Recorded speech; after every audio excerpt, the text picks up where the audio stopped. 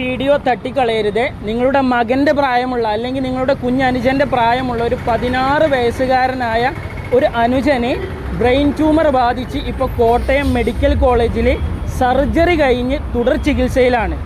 എന്നാൽ ബ്രെയിനിൽ വന്നിട്ടുള്ള ചെറിയൊരു മുഴ കാരണം ഇപ്പോഴും ആ മോനെ പൂർവ്വ അവസ്ഥയിലേക്ക് തിരിച്ചു വന്നിട്ടില്ല. ഇപ്പോൾ ആ ഒരു കുഞ്ഞനുജൻ്റെ തുടർ ചികിത്സ ഇവിടെ നടന്നുകൊണ്ടിരിക്കുകയാണ്.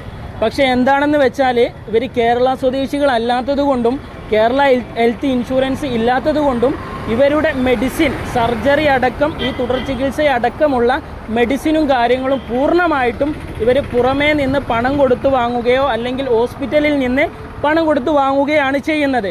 ഡെയിലി വരുന്ന 1500 രൂപയുടെ ഇഞ്ചക്ഷനും ആഴ്ചയിൽ വരുന്ന 6000 രൂപയുടെ മെഡിസിനും ഇപ്പോൾ ഇവർ കഷ്ടപ്പെട്ട് വാങ്ങിക്കൊണ്ടിരിക്കുകയാണ്. ഒരു മാസം മുമ്പ് ബ്രെയിൻ ട്യൂമറിൻ്റെ സർജറി അതിവിദഗ്ധമായിട്ട് കഴിയുകയും അതിൻ്റെ ശേഷമുള്ള തുടർ ചികിത്സകളുടെ ബില്ലും അതിന് വന്ന മെഡിസിൻ്റെ ബില്ലിൻ്റെ കെട്ടാണ് നിങ്ങളിപ്പോൾ കണ്ടുകൊണ്ടിരിക്കുന്നത്.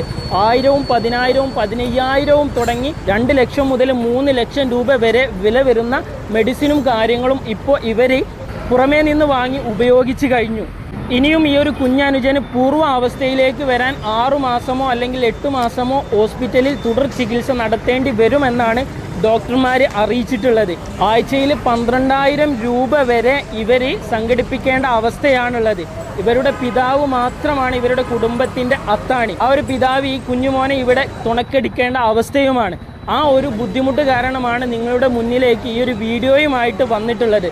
നിങ്ങളുടെ എല്ലാവരുടെയും അകമഴിഞ്ഞിട്ടുള്ള സഹായമോ അല്ല എന്നുണ്ടെങ്കിൽ നിങ്ങൾക്ക് സഹായിക്കാൻ കഴിയും എന്ന് തോന്നുന്നവരിലേക്കോ ഈ വീഡിയോ നിങ്ങൾ എത്തിക്കണം. നിങ്ങളെക്കൊണ്ട് കഴിയുന്ന സഹായങ്ങൾ ഞാൻ ഈ വീഡിയോയിൽ കൊടുത്തിട്ടുള്ള ബാങ്ക് അക്കൗണ്ടിലേക്കോ QR കോഡ് സ്കാൻ ചെയ്ത് അതിലേക്കോ നൽകണമെന്ന് വിനയത്തോടെ അഭ്യർത്ഥിക്കുന്നു.